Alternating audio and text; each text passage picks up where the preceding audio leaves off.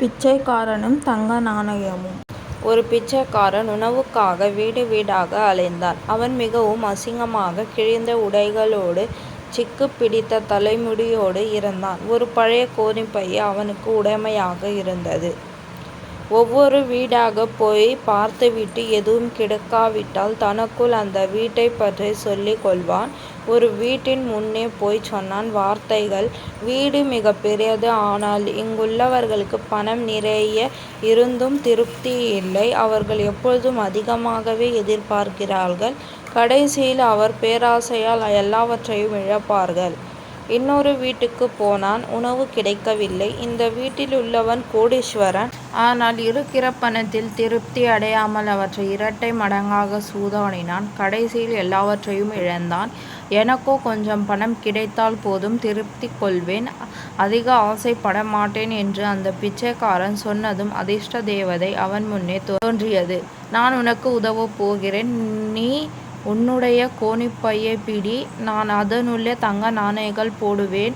உனக்கு எவ்வளவு வேண்டுமோ பெற்றுக்கொள். பிச்சைக்காரன் அதிர்ஷ்ட தேவதையை பார்த்தான். அதன் கரங்களில் தங்க நாணயங்கள் நிறைய இருந்தன. உடனே அவன் கோணிப்பையை விரித்தான். அப்போது அதிர்ஷ்ட தேவதை சொல்லியது: கோணிப்பைக்குள் விழுகின்ற நாணயங்கள் தங்கமாக இருக்கும். அவை நிலத்தில் விழுந்தால் தூசியாகிவிடும். இது எனது எச்சரிக்கை. பிச்சைக்காரன் மிகுந்த மகிழ்ச்சியோடு இருந்தான்.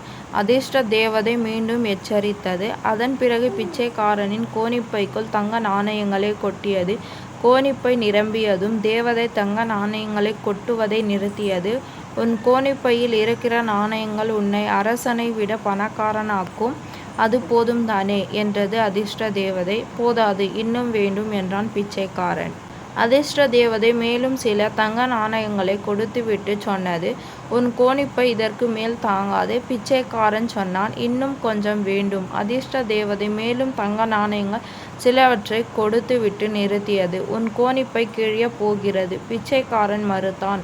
இல்லை, நீ இன்னும் கொஞ்சம் நாணயங்களை போடு, என் கோணிப்பை தாங்கும். மறுவினாடி கோணிப்பை கிழிந்தது.